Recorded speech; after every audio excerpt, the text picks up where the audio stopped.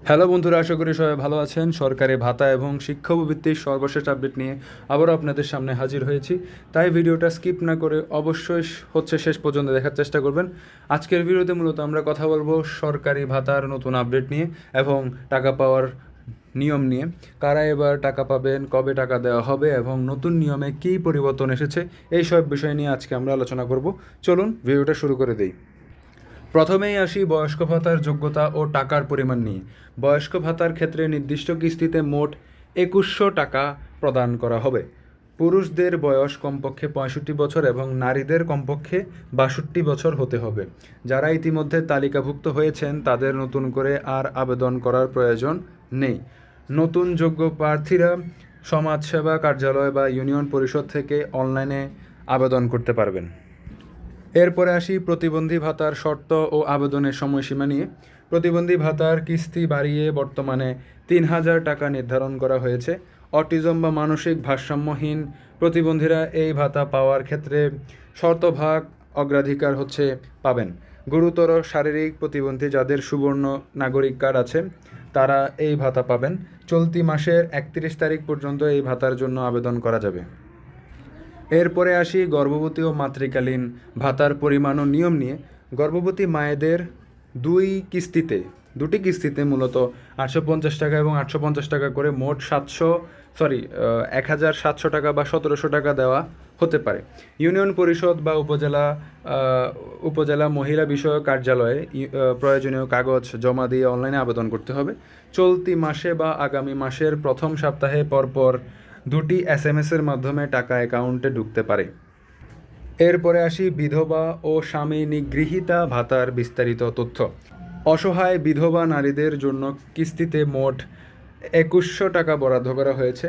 পরিবারের উপার্জনক্ষম কেউ না থাকলে সমাজসেবা অধিদপ্তরের প্রয়োজনীয় কাগজপত্র নিয়ে আবেদন করা যাবে।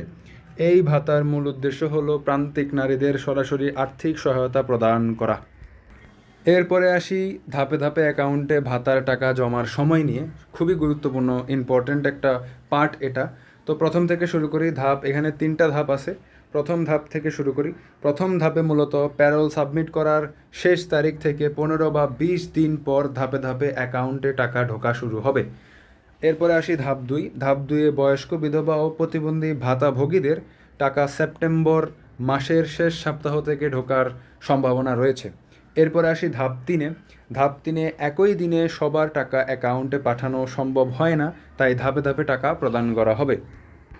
এরপরে আসি মোবাইল ব্যাংকিংয়ের শর্ত ও প্রতারণার ক্ষেত্রে সতর্কতা এই বিষয়ে। মূলত ভাতাভোগীর নিজের এনআইডি কার্ড দিয়ে সিম কার্ডের বায়োমেট্রিক রেজিস্ট্রেশন করা থাকতে হবে। বিকাশ, নগদ বা রকেট অ্যাকাউন্টটি অবশ্যই ভাতাভোগীর এনআইডি কার্ড দিয়ে খোলা এবং সচল থাকতে হবে। মূলত সরকারি কর্মকর্তার পরিচয়ে যদি আপনার কাছ থেকে কেউ ওটিপি বা পিন যদি চায়, তাহলে বুঝে নিতে হবে সে আপনার সাথে প্রতারণা করার চেষ্টা করছে।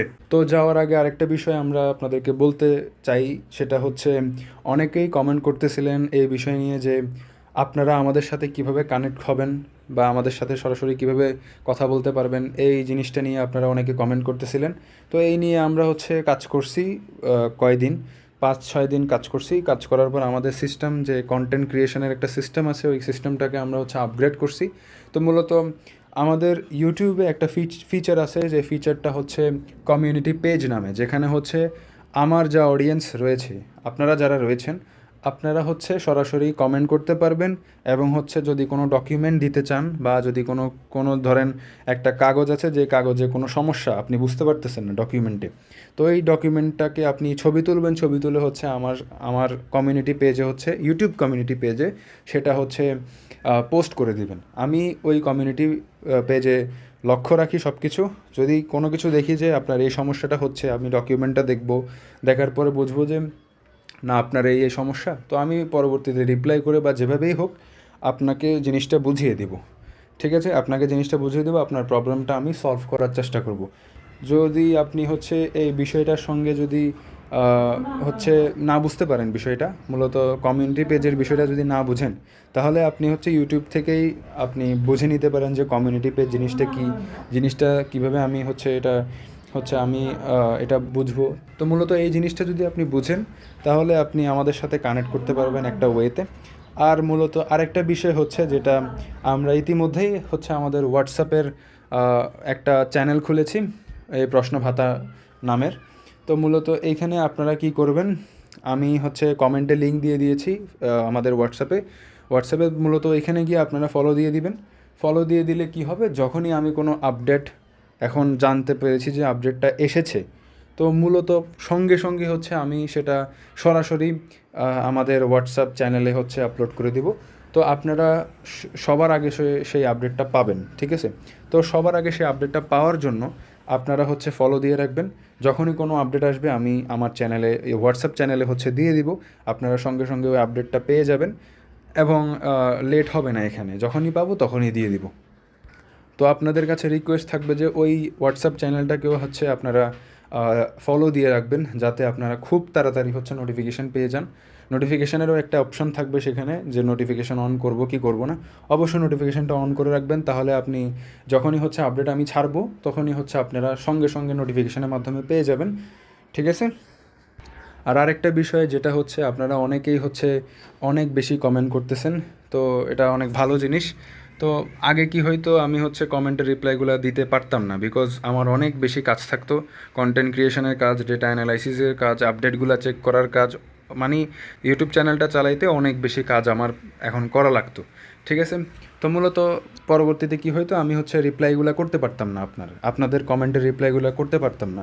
তো এই জন্য এখন চিন্তা করলাম, গত মাসেই আমরা হচ্ছে একটা টিম তৈরি করছি, 4 জনের একটা টিম তৈরি করছি। তারা তারা দিনে দিনে রাতে সারাদিন হচ্ছে 24 ঘন্টা তারা হচ্ছে কমেন্টগুলো চেক করে, কমেন্টগুলো রিপ্লাই তৈরি করে এবং কমেন্টগুলো রিপ্লাইগুলো আপনাদেরকে দেয়। তো মূলত এই টিমটার কাজই হবে যে আপনাদের রিপ্লাই দেওয়া এবং যাতে কোনো কমেন্ট যাতে মিস না হয়, তাদের এটাই কাজ। তো তারা প্রত্যেক দিন এই কাজগুলো করে। আর আরেকটা বিষয় যেটা হচ্ছে, অনেকেই অনেক কমেন্ট করতেছেন, কিন্তু অনেক সময় এমনও হয় যে মূলত আপনারা কমেন্ট করছেন, আপনারা সরাসরি সেই কমেন্টের রিপ্লাইটা পান না, মানে আপনি এখনই করছেন এবং এখনই আপনার রিপ্লাইটা চলে আসছে, এমন কিন্তু হয় না, কারণ এটা পসিবল হয় না। আপনি ধরেন একটা কমেন্ট করছেন, একটা প্রশ্ন করছেন আমাকে, যে কোনো ভিডিওর নিচে বা যেখানেই হোক, আপনি ধরেন হচ্ছে কমেন্টটা করার পর ওই কমেন্টের সঠিক আনসার এবং মানে হচ্ছে সরকারিভাবে সঠিক আনসারটা খুঁজতে এবং সেই আনসারটা অ্যারেঞ্জ করে সুন্দরভাবে সাজিয়ে আপনাকে দিতে আমাদের একটু সময় লাগে যায়। তো এরকম একটা কমেন্টের বিষয় না, এখানে হচ্ছে মূলত অনেকগুলা কমেন্টের বিষয়। প্রত্যেক দিন অনেক অনেক কমেন্ট আসে, হাজার হাজার কমেন্ট আসে। প্রত্যেকটা কমেন্টগুলোর রিপ্লাই সঠিকভাবে করার ক্ষেত্রে আমাদের একটু সময় লাগে। তো যদি আপনি দেখেন যে আপনার কমেন্টের রিপ্লাইটা হচ্ছে দিতে একটু দেরি হচ্ছে, তো সমস্যা এখানে কোনো কিছু নাই, আপনার রিপ্লাইটা করা হবে। আপনি জাস্ট একটু ওয়েট করতে হবে এবং পরবর্তীতে মূলত 24 ঘন্টার ভিতরে রিপ্লাইটা করে দেওয়া হবে। 24 ঘন্টার বাইরে যাবে না, ঠিক আছে? যদি আপনি কমেন্ট করেন 24 ঘন্টার ভিতরে আপনি রিপ্লাইটা পেয়ে যাবেন, ঠিক আছে? তো 4 জনের টিম কিন্তু সম্পূর্ণভাবে কাজ করছে এই জিনিসটা নিয়ে। তো এই প্রবলেমটা সলভ করার জন্য মূলত আগে তো অনেক বেশি দিন লেগে যেত, মানে ধরেন আমি তো নিজে নিজে রিপ্লাই করতাম না, প্রত্যেকটা কমেন্টের রিপ্লাই করতে ধরেন অনেক সময় একটা রিপ্লাই 3 দিন আগের কমেন্ট, সেটা আমাকে রিপ্লাই করতে হচ্ছে। তো এমনও হয়েছে অনেক দিন। তো আমি চাই না যে আপনাদের কোনো প্রশ্ন আমি আনসার মানে ভুল দিতে, আমি চাই না, এই জন্য তারা ভালোভাবে কাজ করছে, আমি দেখছি। এবং আরেকটা জিনিস হচ্ছে, আমি চাই না যে আপনাদের কোনো প্রশ্ন হচ্ছে মিস যাক, আমি চাই আপনারা প্রশ্ন করছেন, আমি আনসারটা দিব। মূলত আমরা ভবিষ্যতেও চাচ্ছি যে আপনাদের সাথে আরও বেশি হচ্ছে কানেক্ট হওয়ার। আমরা চাই যে আপনি আপনার যত কনফিউশন বা প্রশ্ন আছে সব কিছু আপনি ক্লিয়ার হয়ে আমাদের চ্যানেল থেকে যান। তো এই জন্য আমার ভবিষ্যতে একটা প্ল্যানিং আছে যে ভবিষ্যতে মূলত আমি একটা সিস্টেম বানাবো, যে সিস্টেমে আপনাদের সাথে আমি সরাসরি হচ্ছে কথা বলতে পারবো, প্রত্যেকটা অডিয়েন্সের সাথে, প্রত্যেকটা মানুষের সাথে আমি সম্পূর্ণ সরাসরি হচ্ছে কথা বলতে পারবো। ধরেন হোয়াটসঅ্যাপে আপনাদের সাথে সরাসরি হচ্ছে মেসেজের মাধ্যমে কথা বলতে পারবো বা কলের মাধ্যমে কথা বলতে পারবো, এমনও হইতে পারে, ঠিক আছে? ভবিষ্যতে আমার এই প্ল্যানটা আছে। যদিও হচ্ছে আমি সব সময় অ্যাভেলেবেল থাকতে পারবো না, এই জন্য হয়তো পরবর্তীতে আমাকে টিমও তৈরি করতে হবে, জানি না কি হবে। তো এটা আমার মাথার মধ্যে আছে, এই প্ল্যানিংটা আমি করতেছি। তো আশা করি সবাই সব কিছু বুঝতে পেরেছেন। আজকে অনেক কথা হয়ে গেল। দেখা হবে পরবর্তী আপডেটে। ধন্যবাদ।